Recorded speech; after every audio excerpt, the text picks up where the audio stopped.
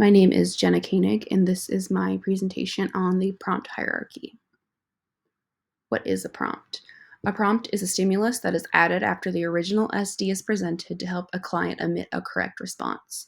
So if you present your SD and the client does not respond correctly, or they take too long to respond, or they engage in scrolling, or anything like that, you would present a prompt to help them respond correctly.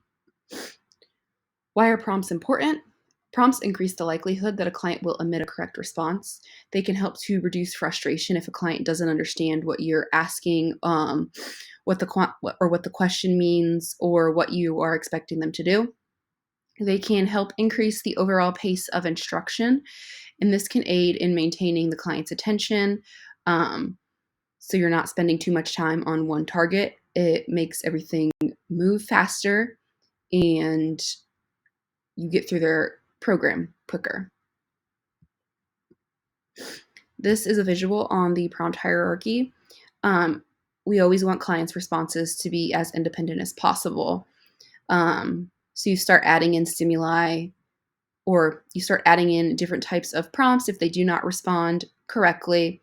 You always want to try to go with the least invasive prompt possible. So depending on the task you're working on, you would start with a visual or a verbal response, potentially gestural response, and then you would move up the scale to modeling, partial physical, and full physical. And full physical is the most invasive type of prompt. A full physical prompt can be defined as providing hand-over-hand guidance to assist a client in correctly completing a task. This is the most intrusive type of prompt.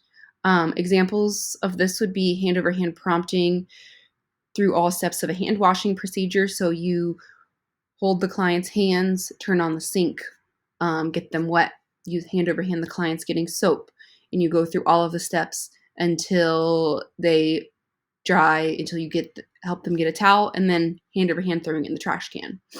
You can hand over hand use prompts to help a client roll a ball, or in the image provided, you can hand over hand teaching a client how to make a peanut butter sandwich. A partial physical prompt, it would be a client is given some type of physical guidance to complete a task, but it's not full hand over hand like a full physical prompt. An example of this would be lightly guiding a client's arm to put a puzzle piece in the correct place, or lightly guiding a client's hand to their head after providing the SD of touch your head. Um, an example, or when I think of partial physical prompts, I think of slightly guiding the client from their elbow versus instead of grabbing their hand and moving their hand to where you want it to be, guiding them from their elbow or moving their arm towards the direction of the item that you want them to respond with or touch, or in the image provided, they're not providing full hand over hand prompting. She is holding onto his forearms, helping guide him when he's learning how to tie shoes. Modeling prompts. This could also be an imitative prompt. The task is demonstrated for the client in real time or through a video model. Examples of this would be teaching a client to wave by waving and saying, "Do this," or showing the client a video of someone completing a sequence of actions and then telling the client to perform them. So this can be done like I said, in real time with people. It can be done with peers. It can be done with videos. It can be done with items. You can teach clients how to stack blocks in a certain way. And then you can stack a few blocks and say, okay, now you do it. And then they will stack blocks. You can do it, as I said, by waving, say, do this. And then hopefully they will respond to just the imitative prompt or the modeling prompt of waving with waving. A gestural prompt is defined as the portion of the task that needs to be completed or the correct answer to the question is gestured to by a point or nod, etc. An example of this would be pointing to the blue block after being provided the SD, get the blue block, or nodding your head towards the paper towels after a client finishes washing their hands but does not get the towel independently. In the image provided, the teacher is pointing to a picture of a mango. You could do this in tasks such as listener responding identification and listener responding identification by feature function class. You can do these types of things in the natural environment. A verbal prompt is defined as the full or partial answer to the full or partial answer is spoken verbally to the client. After presenting the interverbal question, what says meow, you tell the client to say cat. And then you present the question again, this time only providing the k sound. So what says meow? K.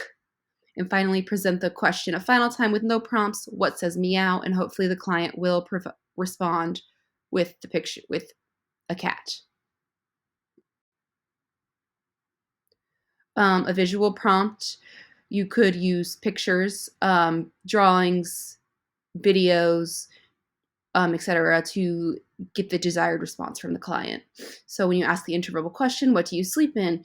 You can present a picture of a bed and have the client tact it. So what do you sleep in? Show them a picture of a bed.